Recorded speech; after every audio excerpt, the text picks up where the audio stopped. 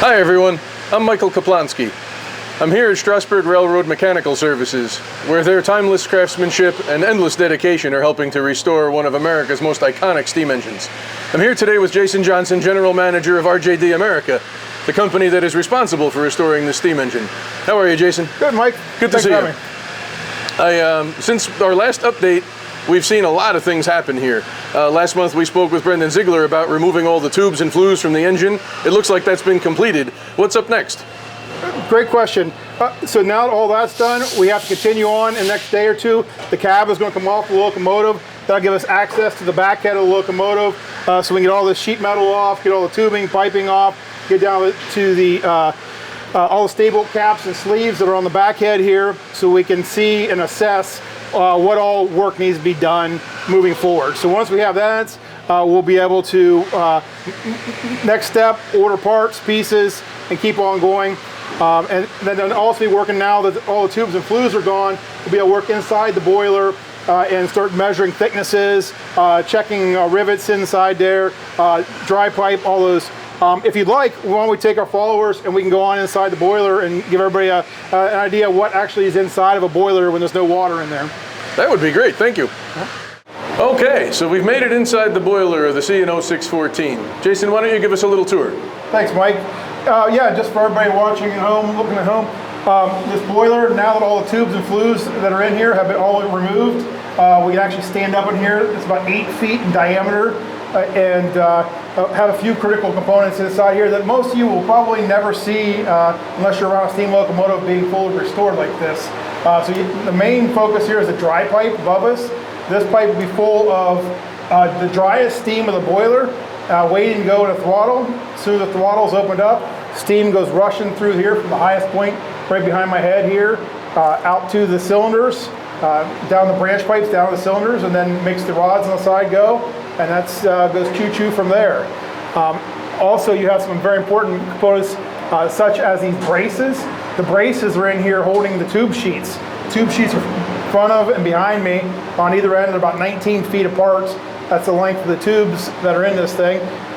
And then you also have all of the rivets. So this is a triple riveted circumferential seam boiler, lap boiler,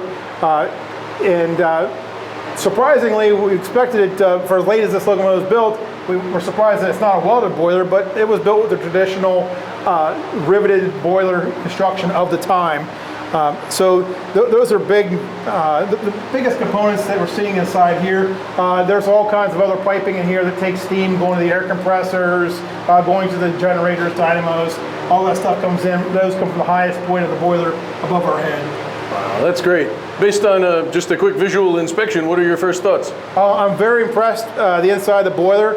Obviously, they're going to sandblast the inside of this, get down to bare metal, so they can do a full inspection on all the pieces, parts, components in here. But based on the first visual, it actually looks pretty good in here. Thicknesses of steel looks pretty good with the tube sheets.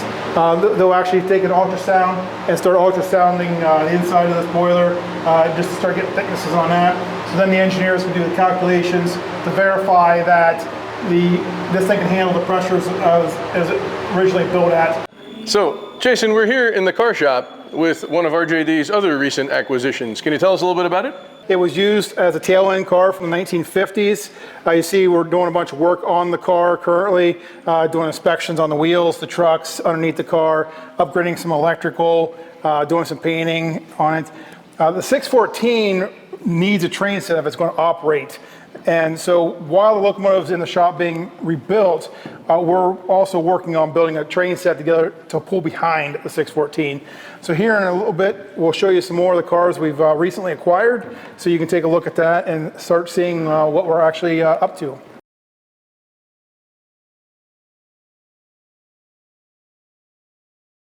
So, Jason, you mentioned when we were inside that RJD has been acquiring some other cars. Can you tell us what we're looking at here? Yeah, I'm standing in front of one of the cars here. This is a former Amtrak baggage car that we purchased. This will become our crew/tool car. We pulled right behind the locomotive. So it's getting a full restoration done on it. Get wheel inspection, and then new paint. All these graphics come off. Stainless steel will be polished up for us. And then we also have a second one of these as well that we purchased that will be used, not 100% sure exactly what we use it for. It can become a concession car on the train set, or it can become an open air car for passengers to hang out and listen to the 614 at speed and listen to the exhaust and whistle as we cruise down the railroad. Oh, that sounds great. Looking forward to it. So, Jason, as we always do, we get a lot of questions from our subscribers and supporters, the biggest of which is, when will 614 run again?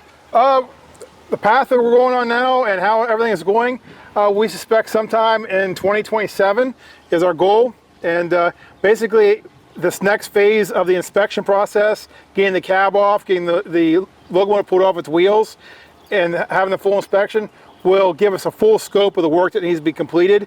If everything goes according to schedule, we should be running sometime in 2027. That would be great. Will all that work be done here? Yes, we'll do all the work here. Some things will probably get shopped out of here to other shops just for speed process along, but majority of the work is done right here at Strasburg. And is the 614 going to emerge looking authentic? Yeah, so 614, our goal is to have 614 come out here just as she was retired from the C&L. So she'll come out black, not the green you see behind us, the Greenbrier Express, but it'll come back out painted up C&O as she was built and ran most of her career. Great. What if some of our supporters want to acquire pieces of the engine that are being discarded in this process? How can they do that? Yeah, so through this, we'll have staybolts and different pieces of the locomotive that are authentic back to the 1940s when the locomotive was built. We will be putting those on our website when the time comes, so our fans can purchase pieces of the original locomotive to have and to display in their own personal collections. Great, great. And what about people who want to either follow or get more information about what we're doing? Well, we get that question a lot. We're very active on social media, particularly our Facebook page. You can easily go to our Facebook page, just type in CNO 614, it'll come up, and then make sure to hit that subscribe button and subscribe to that. You can also go to CNO614.com, our website. We have a lot of information on there. We also have a YouTube channel where a lot of these videos and content are also posted. That's great. Thank you very much. And we'll be back to you next month with another update. Thank you all for joining us, and thanks to Jason Johnson for the update. We hope that you'll continue to follow us on social media and subscribe to our platforms to receive information about the restoration as it continues here at Strasburg. If you go to facebook.com/CO614, you can subscribe to receive behind-the-scenes content, photo, video, and other information not available to the public. We look forward to you following us and bringing you the next update next month on everything that's happening here with the CNO 614.